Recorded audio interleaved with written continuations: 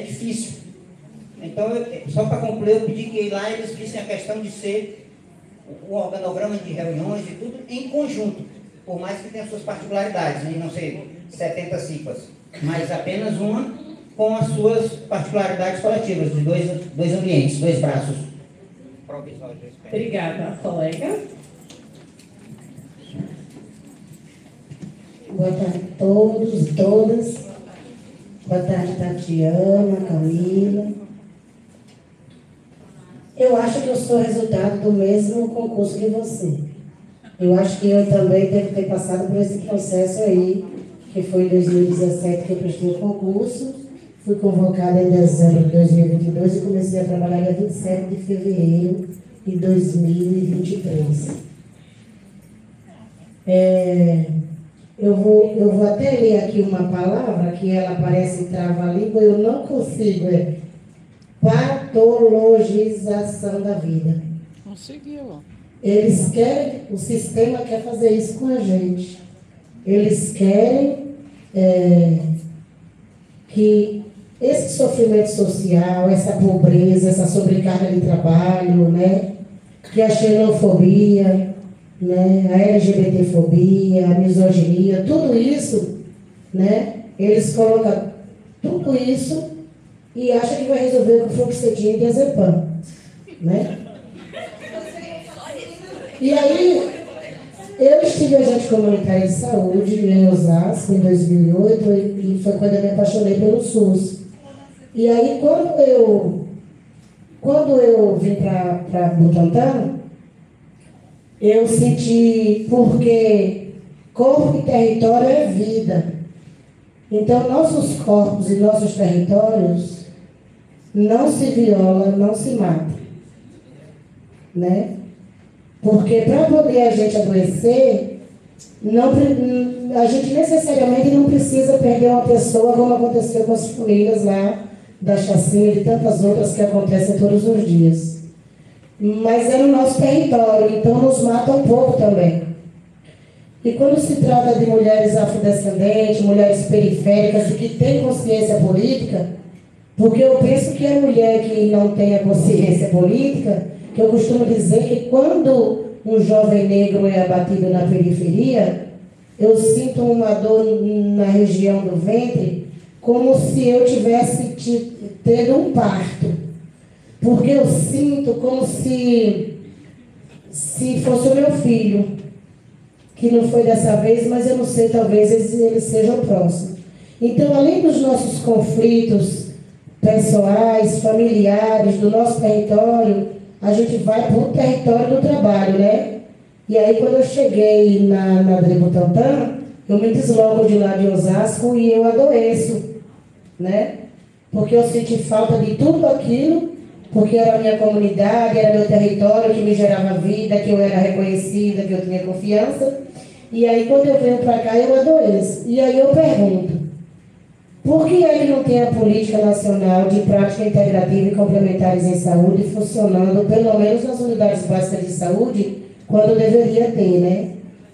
Porque as PICs, ela anda junto com a educação popular. Então, quando a gente se reúne para conversar sobre as dores, elas ficam leves. Porque ela deixa de ser individual e passa a ser coletiva. Então, eu penso que a terapia comunitária, a gente consegue resgatar a base, diminuir esse adoecimento e fortalecer a luta. E aí eu quero dizer para você que eu quero fazer uma parceria com você lá no território do Rio Pequeno. Muito obrigada. Vem, Dani.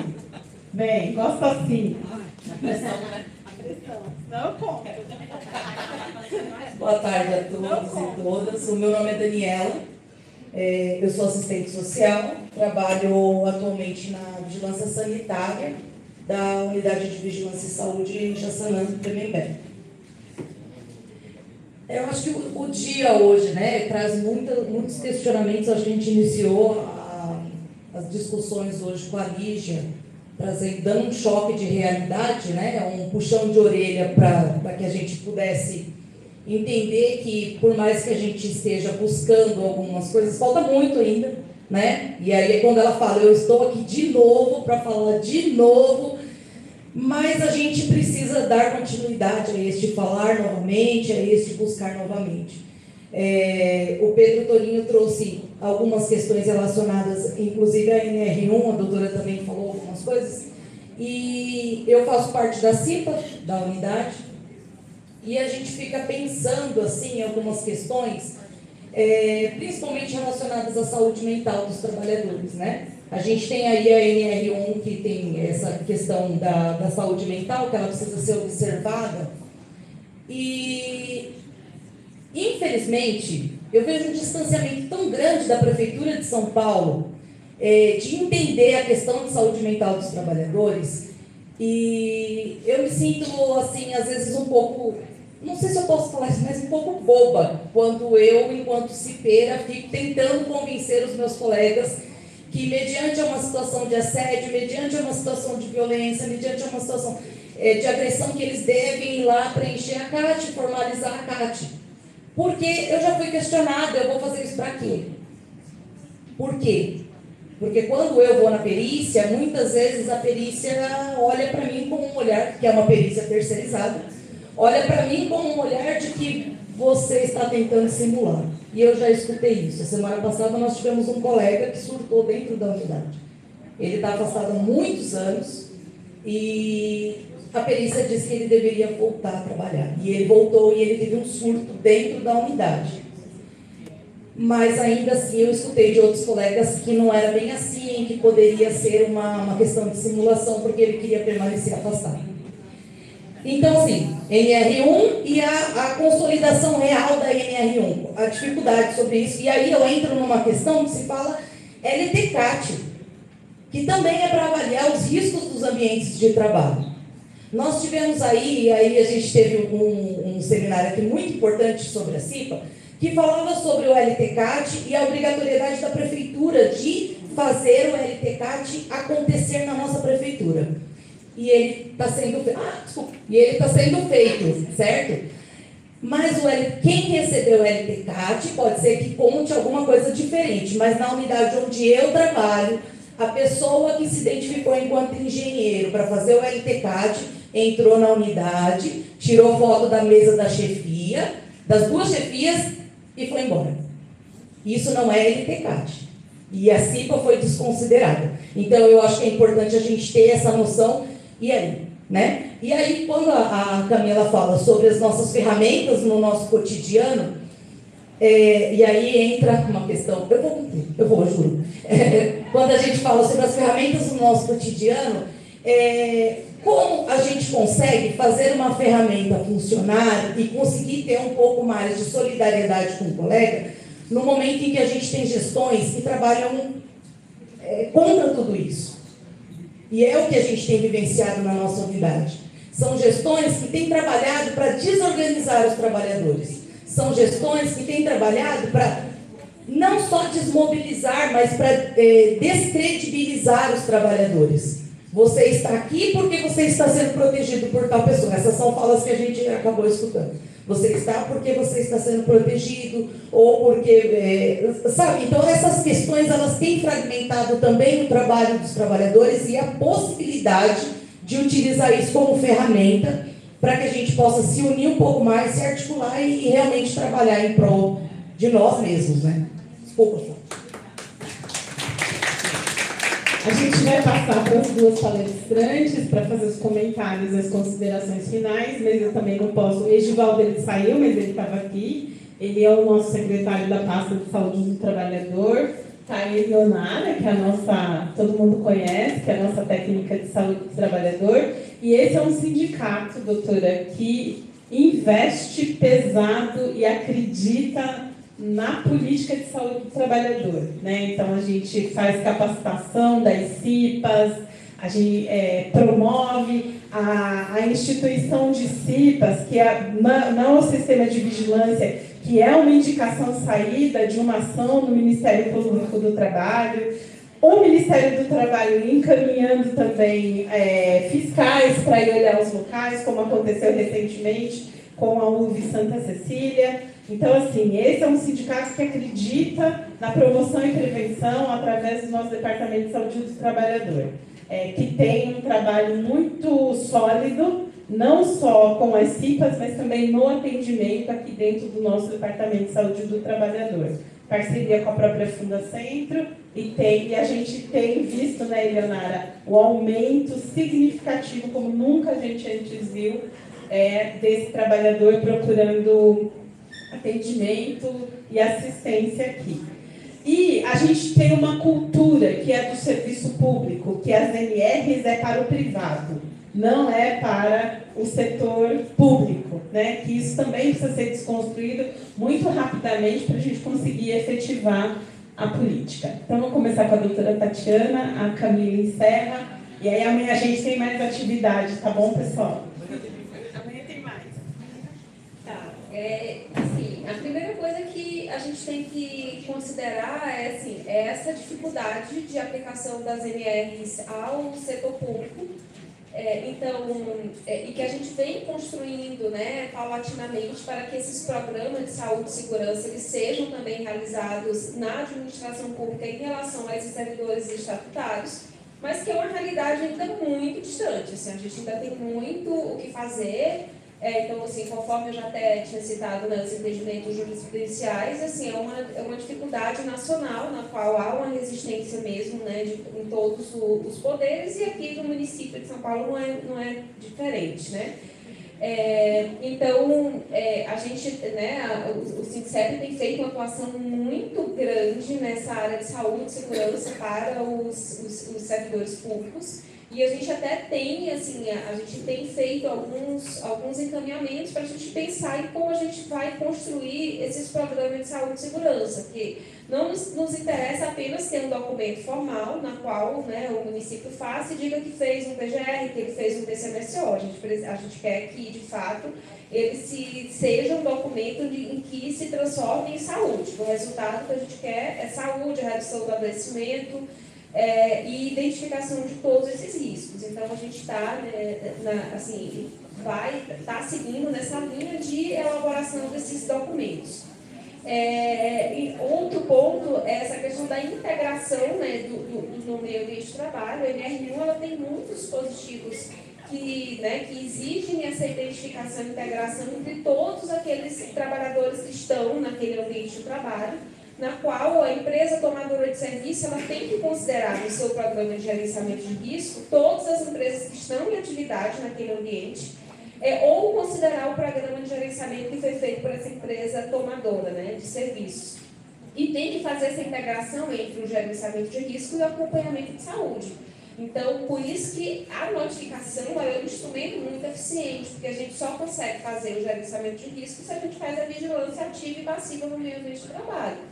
Esses dados de adoecimento, principalmente, por exemplo, afastamentos relacionados à saúde mental, eles pouco estão declarados como relacionados ao trabalho, mas é um fator muito importante. A gente tem um setor na qual temos 10, 15 trabalhadores ou servidores afastados com CIGF, por exemplo. Isso daí é um fator indicativo muito grande de que a gente precisa ter um olhar para aquele ambiente para verificar o que é que está acontecendo. E a elaboração desse programa, seja de controle médico de saúde ocupacional, seja uma análise ergonômica do trabalho, ela tem que considerar a fala desses trabalhadores, né, a validação desses trabalhadores, o que eles estão sentindo no ambiente de trabalho. Então é importante ter essa escuta qualificada. E quando a gente trata de assédio moral, não é apenas um canal de denúncia, como ele vai ser recebida, como vai ser tratada a saúde mental naquele ambiente de trabalho, né? Aqueles espaços de deliberação, na qual os trabalhadores eles possam influenciar naquele ambiente, dizer o que é que está dificultando, quais as dificuldades que ele tem naquele ambiente. Mas, enfim, acho que daria outra aula só para a gente poder, né, assim, outra reunião para a gente poder discutir especificamente as normas e como a gente pode aplicar, né, tanto aos servidores, né, públicos estatutários, quanto aos trabalhadores que estão naquele mesmo ambiente, compartilhando aqueles mesmos riscos e adoecimentos, né, que ele está atingindo a todos naquele ambiente de trabalho.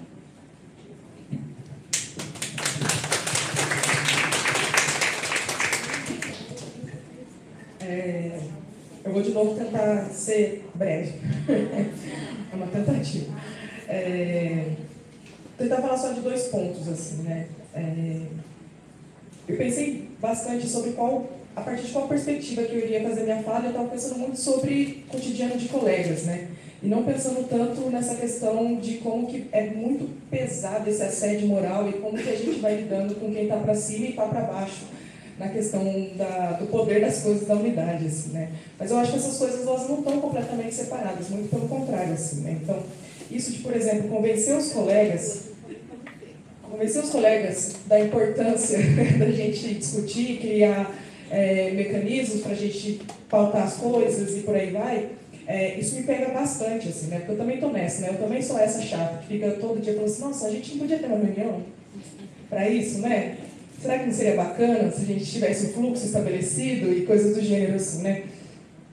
Mas eu acho que a questão é qual, né? A questão que eu estava pensando, que eu acho que para mim seria o mais central, inclusive, do que eu pensei para hoje, é justamente olhar para essa coisa tão pequena, que é justamente o contato com o seu colega de novo, né? Então, isso que a Eleonara acabou de fazer, de trazer o papel, o guardanapo, porque a moça Rosana, talvez? Renata. A moça Renata estava chorando, assim, né? Eu acho que se a gente pensar nessas coisas que a gente tende a fazer, quando faz naturalmente, quando a gente começar a pensar sobre a importância dessas coisas, como essas ferramentas. Eu sei que quando eu falo o termo ferramenta, fica parecendo uma coisa muito fria, né? Parece uma chave de boca que você vai estar usando ali no seu cotidiano. Hã? Muito elaborado, você acha? Engraçado, né? Porque o meu passado de mecânica eu penso a coisa mais simples, assim, sabe? Uma chave de fenda, quando eu falo ferramenta, assim, um martelo.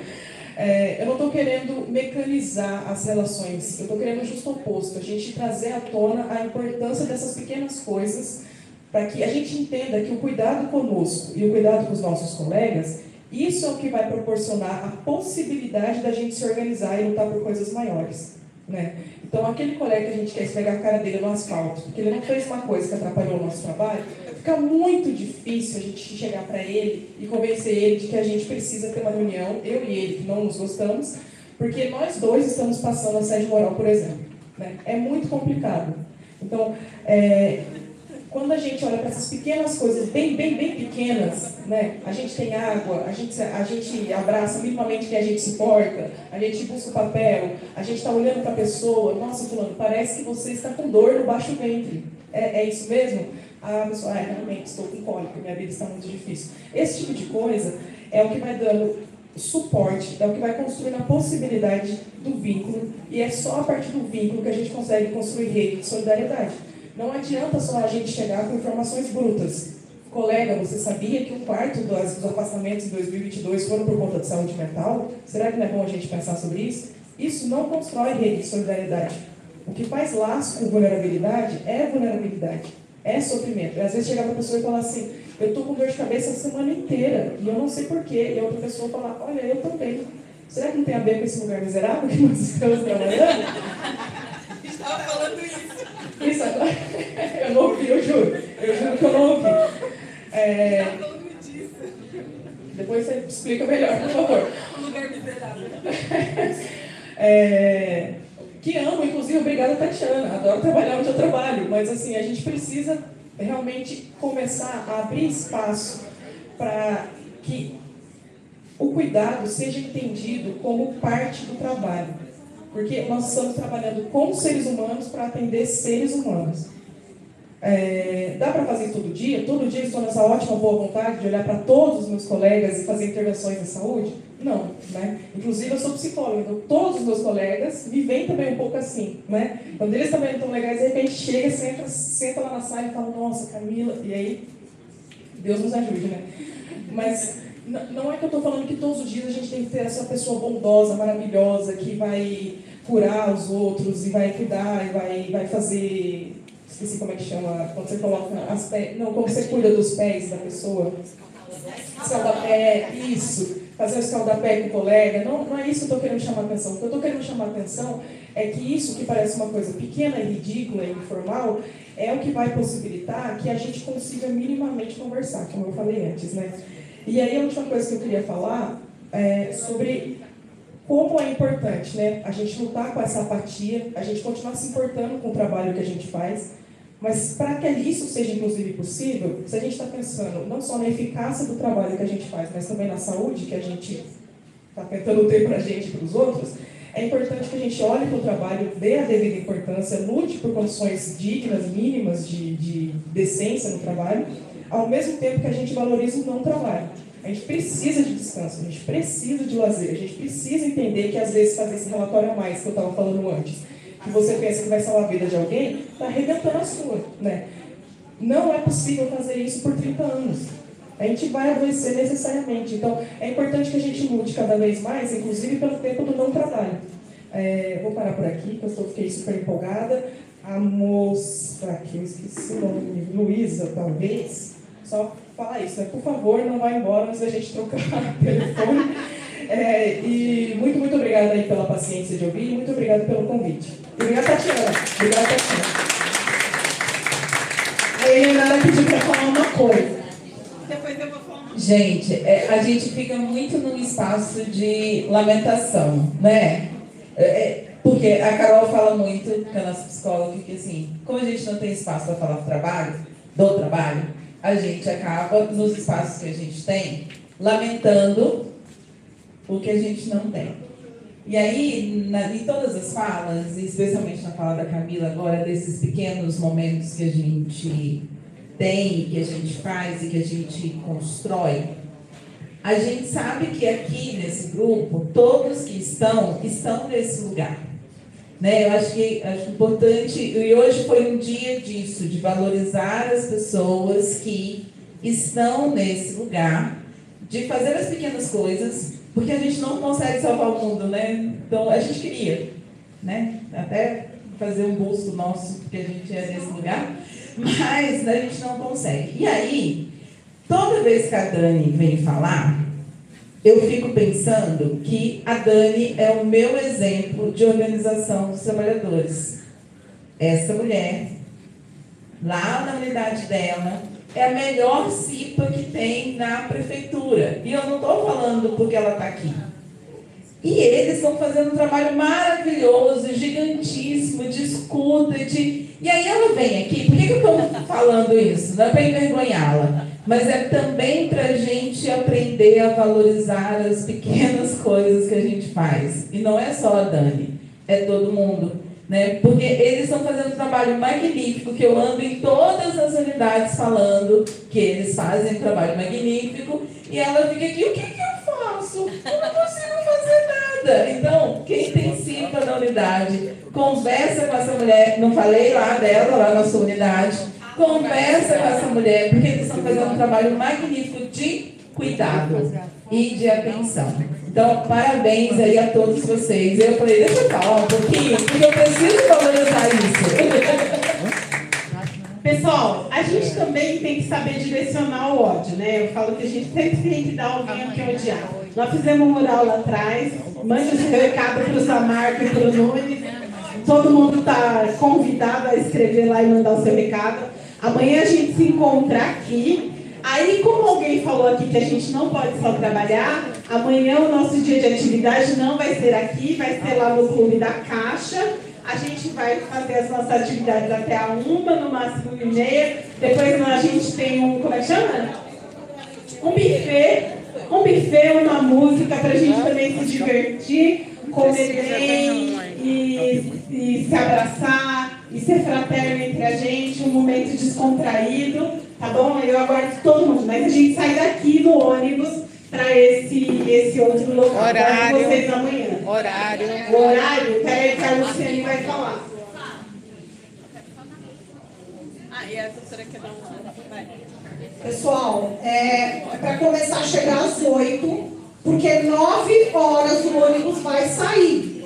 O ônibus sai às 9, porque a gente tem que estar lá às 10 horas da manhã. Então, amanhã não dá para chegar atrasado, tá bom? Não perde o rumo. Obrigada. Última fala da doutora Tatiana. Pessoal, eu acho que assim, é muito importante, assim, para mim é muito importante a gente reconhecer o trabalho da Flávia, dizer que, assim, que todo esse trabalho a gente chega, né, que a gente conseguiu fazer através, né, do Ministério Público do Trabalho, ele chegou por intermédio da pessoal, ela vai me dar uma moral. Vocês, por favor, dá pra vocês ouvirem. Bem na minha vez, vocês não vão prestar atenção. Ela vai me dar moral, gente. Então, todas essas denúncias, muitos dos documentos, né, que nos são encaminhados, que eles são direcionados para a atuação, né, na saúde dos servidores, esse trabalho ele veio pelo sindicato, veio pela Flávia, uma pessoa na qual a gente tem uma profunda admiração e respeito pelo trabalho, e qual eu, pessoalmente, assim, tenho uma profunda admiração, porque, assim, todo mundo tem aqueles dias difíceis, então, quando a gente vê, né, às vezes você fala assim, nossa, mas aquelas pessoas estão numa situação muito mais difícil ainda, e isso, de uma certa forma, nos dá força para a gente conseguir lutar, e falar, não, vamos lá, que a gente vai conseguir melhorar a vida, a gente vai conseguir melhorar o mundo, mas, assim, aquele pouco que a gente consegue, e o que a gente consegue mudar na vida daquelas pessoas, elas nos gratificam e nos impulsionam a gente seguir em frente. Então, assim, eu agradeço muito a Flávia, porque realmente é uma pessoa a quem eu tenho uma profunda admiração também pelo trabalho que é realizado.